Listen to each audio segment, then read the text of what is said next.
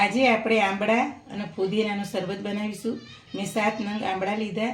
હવે એને આપણે કટ કરી લઈશું. ચલો, આ રીતે ધોઈને અને કોરા કરેલા છે.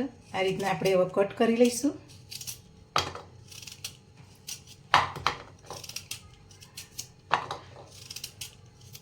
બધા આંબળાના આ રીતના આપણે ચપ્પાની મદદથી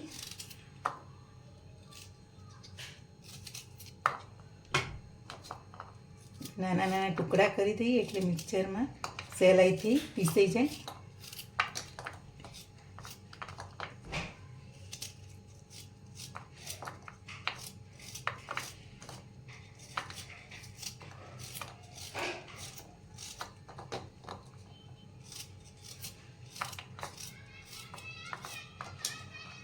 આંબળા શિયાળામાં શરીર માટે સારા. આંબળાનો રસ, આંબળાનો જ્યુસ, આંબળાની કેન્ડી બધું શરીર માટે સારું, એટલે ખાવું જોઈએ.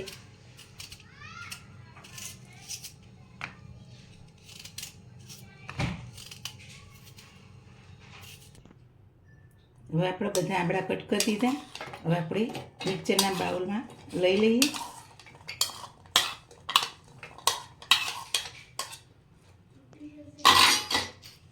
એની અંદર આપણે ફુદીનાના પાન નાખી દઈશું. આટલો આદુનો એક ટુકડો નાનો નાખીશું. સ્વાદ અનુસાર મીઠું નાખીશું.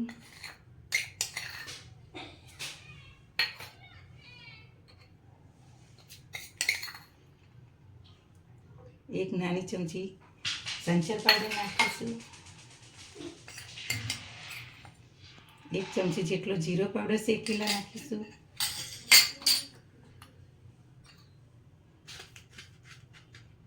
અને આપણે સ્વાદ માટે, ગળપણ માટે ગોળ નાખીશું 2 ચમચી જેટલો.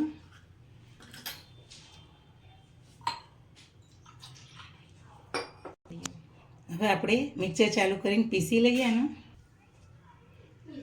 હવે આપણે એમાં થોડું પાણી રેડીશું, અડધી વાટકી જેટલું. હવે એકવાર પીસી લઈશું પાછું.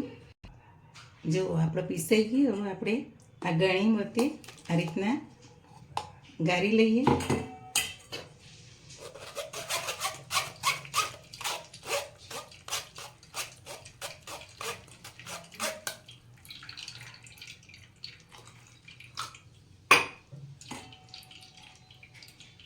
એક ગ્લાસ જેટલું મેં પાણી લીધું નાના.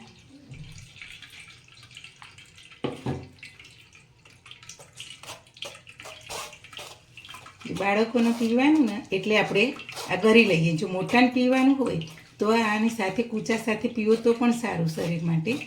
આ તો બાળકોને પીવાનું એટલે આપણે ગળીએ છીએ.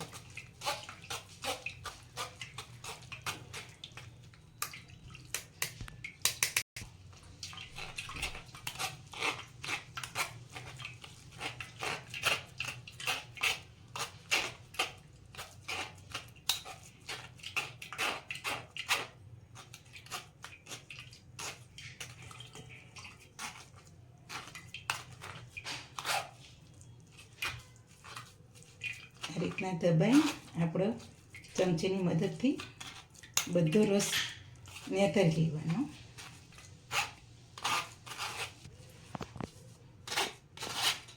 જો આપણો બધો રસ આ રીતના દબાઈને કાઢી લીધો. જો સરસ કોરા થઈ ગયા.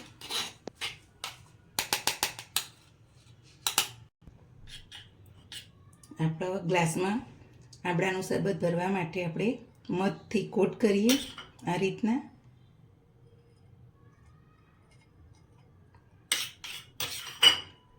અને આ રીતના આપણે અંદર ગ્લાસમાં મધનો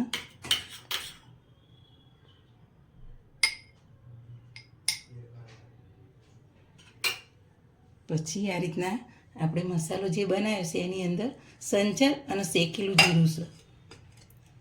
જો આ રીતના આપણે સરસ કોટ કરી દેવાનું. જો મેં બધા ગ્લાસ આ રીતના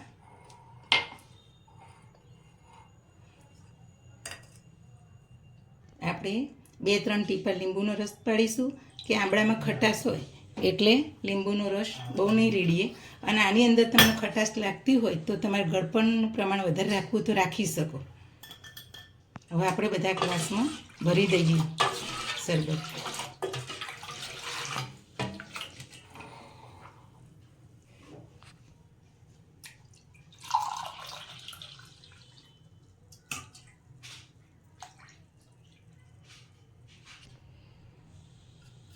આપણો આંબળાનો શરબત હવે તૈયાર થઈ ગયો.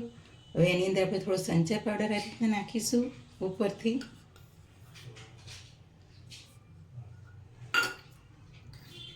પછી શેકેલા જીરાનો પાવડર નાખીશું આ રીતના થોડો.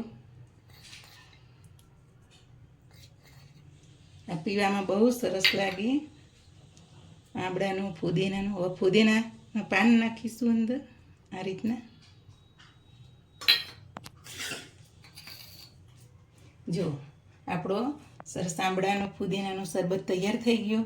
તમારી અવારનવાર ડીશ જોવા માટે મારી ચેનલને શેર કરજો, લાઈક કરજો અને સબસ્ક્રાઈબ કરજો.